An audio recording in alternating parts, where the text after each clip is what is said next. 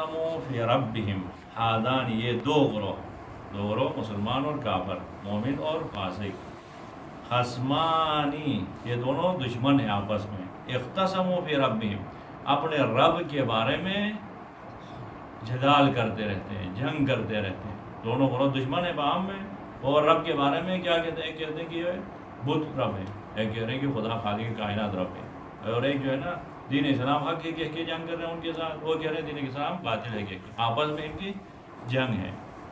فالذین کفروا، اب خدا کہہ رہے ہیں دو گروہوں میں سے جو کافر ہیں ان کا کیا انجام ہوگا؟ فالذین کفروا قطعت لهم ثیاب من نار، بے شک وہ لوگ جو کافر ہیں قطعت کاٹ دیے گئے ہیں، لہم ان کے لیے ثیاب من نار کپڑے ان کے لیے کاٹ کے تیار کیے، جس طرح درزی جو ہے نا کپڑے کاٹتے ہیں پہلے ناپ لیتا ہے پھر کاٹ دیتا ہے، اسی طرح خدا تعالیٰ فرماتے ہیں ہم نے ان کے لیے کاٹ دیے ہیں، کس چیز سے کپڑے؟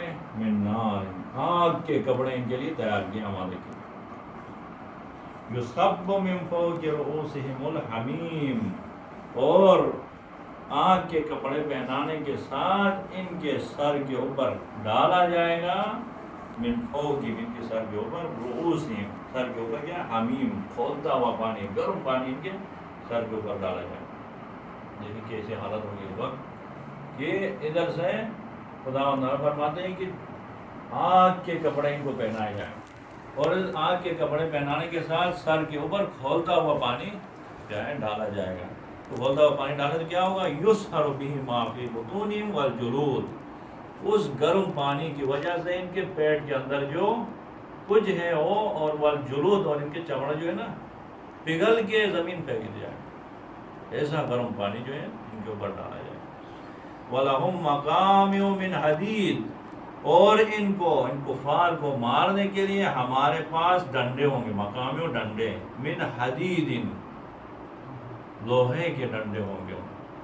پیغمبر خدا فرماتا اب ہم جو ہے سنتے ہیں تو خیال کرتے ہیں کہ دنیا کا آگ ہوگا، دنیا کا جو آگ ہے وہ خدا کی رحمت کا آگ ہے، وہ جہنم کا آگ خدا کے غضب کا آگ ہے، جو کپڑے پہنائیں گے وہ غضب خدا ہے، یہ دنیا کی آگ رحمت ہے، اس سے ہم استفادہ کرتے ہیں، وہ استفادے کے قابل نہیں، وہ صرف عذاب اور سزا دینے کے لیے۔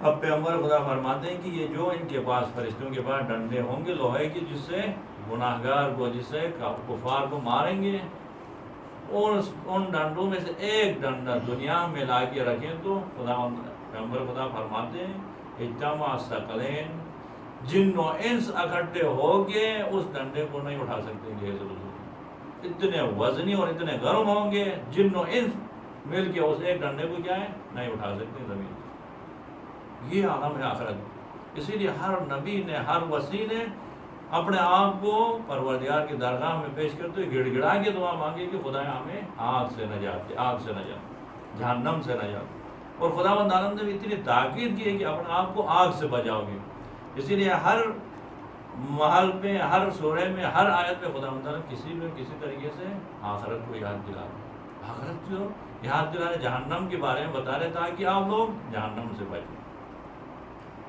جہنم جو ہے کوئی معمولی چیز نہیں ہے، خدا و تعالیٰ کے غضب کا کیا ہے جلوہ ہے جہنم۔ سورہ مبارک خواب میں خدا و تعالیٰ فرماتا ہے یوم نقول لجہنم، اس دن ہم جہنم سے کہیں گے حلم طلعتی، آئے آپ پر ہو چکی ہو، وتقول حل من مزید، جہنم کہی نہیں نہیں ابھی تک میں پر نہیں ہوں، ابھی مزید چاہیے۔ اور ادھر سے خدا و تعالیٰ فرماتے ہیں کہ لَأَمْلَأَنَّ جَهَنَّمَ مِنَ الْجِنَّةِ وَالنَّاسِ أَجْمَعِينَ، خدا و تعالیٰ قسم کھا کے کہہ رہا ہے کہ میں جنات اور انسانوں سے اس جہنم کو بھر دوں گا۔ ایسی جہنم ہے وہ، جہنم ہم نہیں سمجھ سکتے۔ سورہ مبارک فجر میں خدا و تعالیٰ فرماتے ہیں کَلَّا إِذَا دُکَّتِ الْأَرْضُ دَکًّا دَکًّا، کیسا وقت ہوگا اس وقت جب اذا دکت الارض دکن دکا، زمین جو ہے نا اس خوف سے، قیامت کے خوف سے پارا پارا ہوئی، پاش پاش ہوئی، پہاڑ جو ہے نا ریزہ ریزہ ہوں گے، وجاء ربک والملک صفا صفا، اس وقت خدا و تعالیٰ کا حکم آئے گا تو فرشتے صف در صف آئیں گے عذاب دینے کے، وجیء یومئذ بجہنم، اس وقت جہنم کو لے کے آئیں گے، کہہ رہے خدا، یعنی کہ آپ کو جہنم کی جہنم مجرم کو دیکھے گی تو خود بخود آگے بڑھے گی، وجیء یومئذ بجہنم یومئذ یتذکر الانسان، وَأَنَّىٰ لَهُ الذِّكْرَىٰ، اس دن انسان بیدار ہو جائے گا.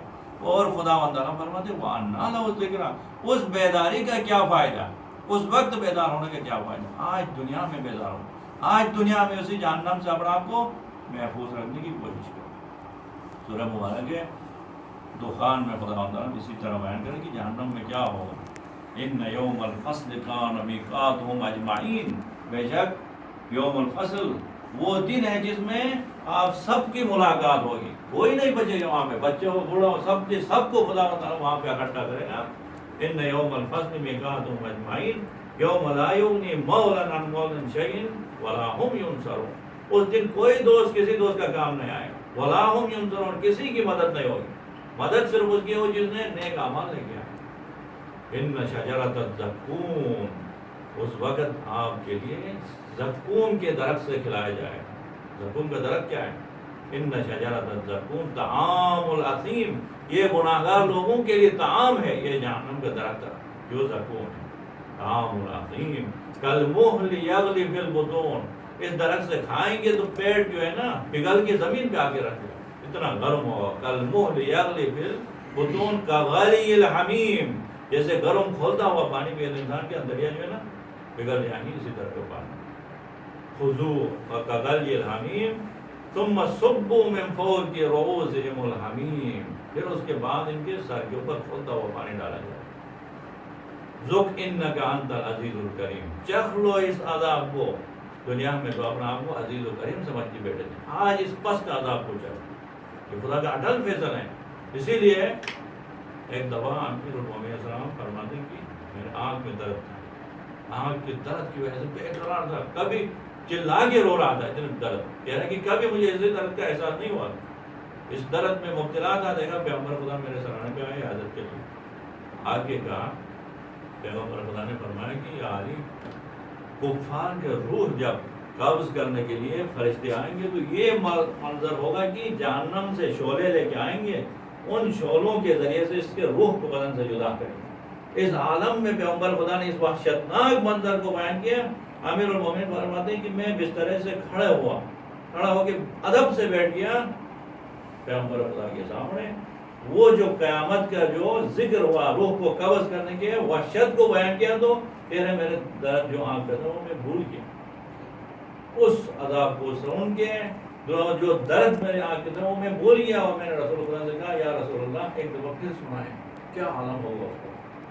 پھر رسول اللہ نے آخرت کی بات، یہ عالم ہے. حضرت مریم سلام اللہ علیہ اتنی پاک دامن ہستی ہے جس پہ یہ پورا قرآن میں پورا سورہ نازل ہوا، جس کے مقام و منزلت خداوند عالم بیان کرے. اور پورے قرآن میں صرف حضرت مریم کا نام ہے. خواتین میں تو صرف ایک خاتون کا نام ہے جو حضرت مریم. یا مریم ان اللہ اصطفاک وطہرک واصطفاک علی نساء العالمین، یہ خداوند عالم مخاطب کر کے اس طرح خطاب کر رہے ہیں کہ مریم آپ کو خدا نے چن لیا. اے مریم کے بارے میں کہ حضرت عیسیٰ علیہ السلام فرماتے ایک دن میں نے اپنے ماں کی وفات کے بعد مریم سلام اللہ علیہ کو دیکھا، گفتگو سے ملاقات ہو گئی اور کہا کہ اماں جان آپ چاہتی ہے واپس دنیا میں آئیں، دنیا میں آنے کا ارادہ ہے آپ کا؟ تو حضرت مریم سلام اللہ علیہ نے کہا ہاں میں دنیا میں آنا چاہتا ہوں. کہا کیوں آنا چاہتی ہوں واپس؟ کہا کہ دنیا میں آ کے دو کام کرنا چاہتا ہوں.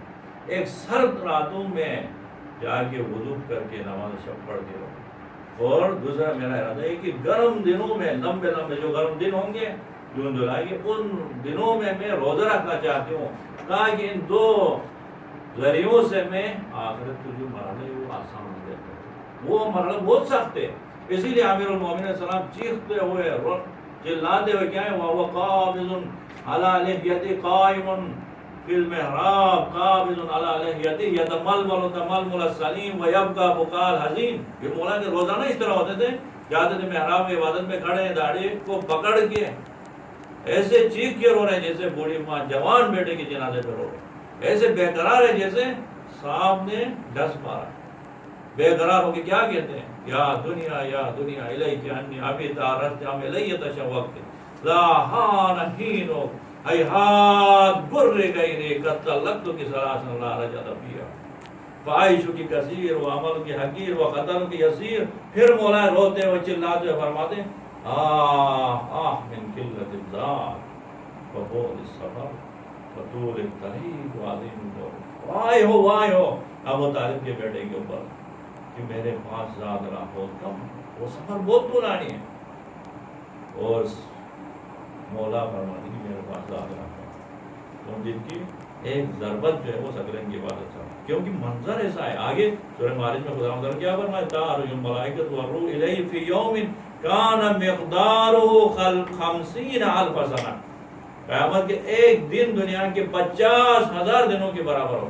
اس دن میں کیا لے کے جا رہے ہوں، کیا کچھ تیار کیا اسی دن کے لیے، 50,000 دنوں کا برابر ایک دن ہے، اور وہ بھی کیسا دن ہوگا، سورج اتنی نزدیک ہے کہ انسان کی نا کھوپڑی جو ہے نا دماغ پک جائے گا اندر، اس عالم میں صرف اور صرف کام آئے گا تو کیا، عمل صالح اور ایمان۔